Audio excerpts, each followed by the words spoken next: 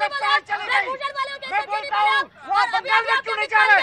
बंगाल में महिला नहीं है, बंगाल में महिला नहीं है क्या? शोषण किए किसी महिला को कोई पद नहीं देता, उसके ऊपर खुद आपके नेता कह रहे हैं बंगाल के, उसमें क्यों नहीं बोलते आप? मैं बोलूं मीनाक्षी, मैं बोलता हूं, महिला के साथ कहीं भी अपराध हो, कैसा भी अपराध हो, किसी तरह का अपराध हो और कहीं भी हो, किसी जगह किसी राज्य में, वो गलत है, वो गलत है। मैं आपसे एक बात जानना चाहता हूं कि स्वाति मालीवाल का आपने इनको छेड़ने के लिए मुद्दा कहा था या वास्तव में आप संवेदनशील आदमी हैं इसलिए? मैं जो सवाल पूछा वही जवाब दीजिएगा Pathak ji, to the point दीजिएगा।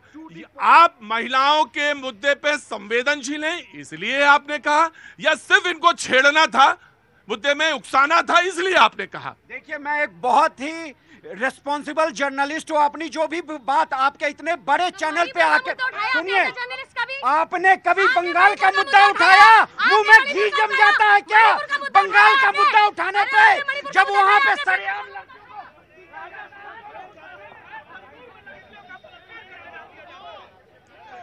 पाठक जी यहाँ आइए।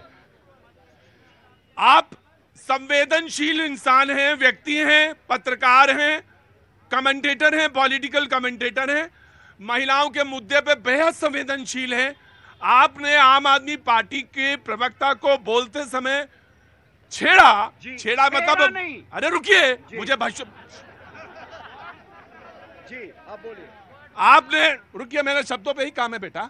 आपने महिला प्रवक्ता जब बोल रही तो छेड़ा, और मैं फिर से कोट कर रहा हूं, छेड़ा इसलिए उकसाया कि वो डिरेल हो जाएं जानबूझ के, या आप बेहद संवेदनशील मुद्दे को आप बेहद संवेदनशील व्यक्ति कहना चाह रहे थे? देखिए, बेहद संवेदनशील मुद्दा है। आप जब सेलेक्टिव चीज उठाओगे, मणिपुर में अगर घटना होती है तो वो भी शर्मनाक है, और अगर बंगाल में घटना होती है तो वो आपके मुंह में दही जम जाता है, चुप हो जाते हो। आपके सीएम आवास में, आप मुझे बताइए, आज तक किसी की भी सीएम आवास में महिलाओं के साथ दुर्व्यवहार होता है क्या? प्रतीक जी आप मुझे बताइए, किसी भी सीएम आवास में महिलाओं के साथ दुर्व्यवहार होता है क्या?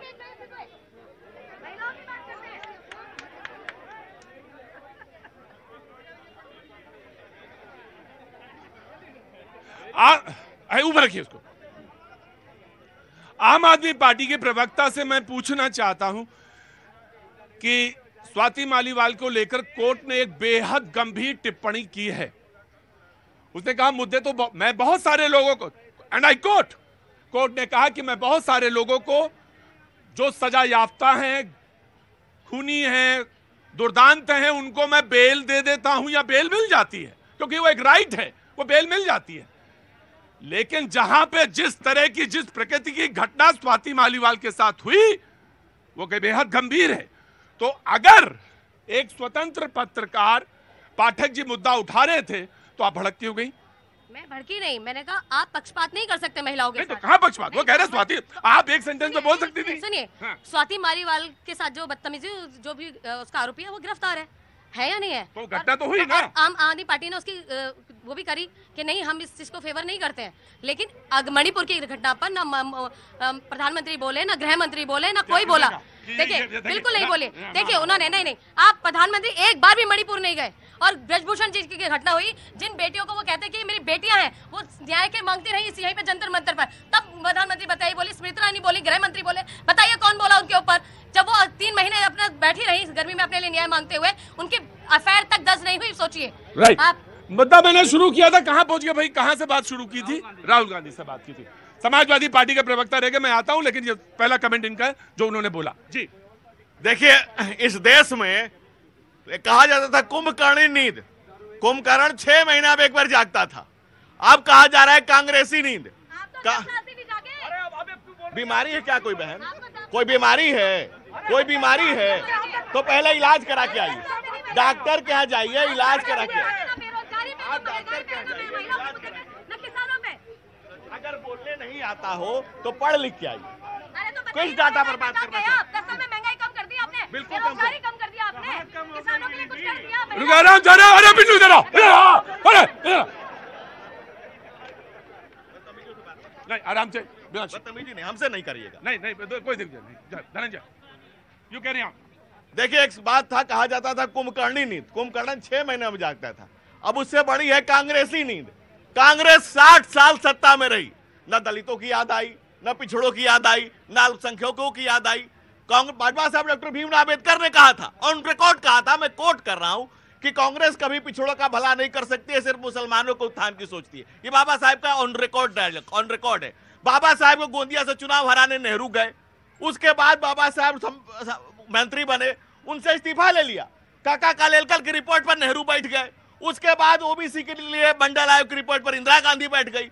राजीव गांधी का 1 घंटा 40 मिनट पार्लियामेंट में खिलाफ बोले आरक्षण के। और कब, जब एक पिछड़े का बेटा प्रधानमंत्री बना तो कांग्रेस करे हम पिछड़ों की हिमायती, हम दलितों की हिमायती। अरे 60 साल कहां थे तुम, कहां थे? देश के पिछड़ों की याद नहीं आई? धनंजय जी, मैं धनंजय जी, जो आपने बाबा साहब का कोट किया, वो क्योंकि मैंने नहीं देखा, और सारी चीजें मुझे मालूम है, और मुझे सारी, ऑफ कोर्स आप सही बोल रहे होंगे, और सारी चीजें मुझे मालूम हो, ये भी संभव नहीं है, और मेरे दिमाग से निकली हो या मेरे आंख से, तो आपने कोट किया है तो ठीक है, मैं उसको रेफरेंस के तौर पर। बिन्नू जी को मिलना चाहिए, क्योंकि पैनल में यही एकमात्र व्यक्ति बचे हैं जो नहीं बोले। नहीं, अरे अब आगे। हाँ जी, हाँ देखिए, अभी इतने धैर्यशाली पुरुष तो कम ही दिखते हैं हमें जी। धनंजय जी ने भी कहा, जितनी बातें कहा, आपने भी कहा कि भारतीय जनता पार्टी बड़ी संवेदनशील है महिलाओं को लेकर के।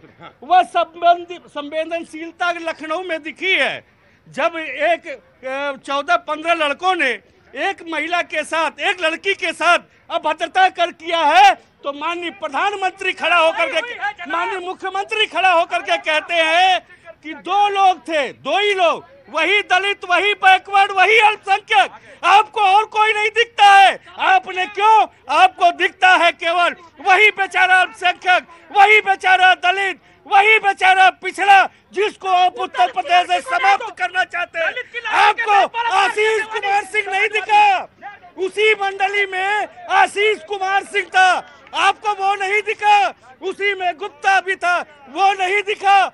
आपने जाति विशेष रूप में बांटने का, उत्तर प्रदेश में जाति को लड़ाने का काम किया, क्योंकि उपचुनाव में, अरे रुको बिन्नू, ठीक है, बिन्नू रुको, नहीं, बोलते बोलते सब सही बोल रहे थे बिन्नू जी, बिल्कुल सही बोल रहे हैं। नहीं बिल्लो, हमारे हॉस्टल के हैं तो गलत कैसे बोलेंगे? लेकिन ये 10, रुकिए, बोलते थे तो बोल गए, लेकिन ये 10 सीटों पे विधानसभा चुनाव काहे के बीच में आ गया? बिल्कुल है, वही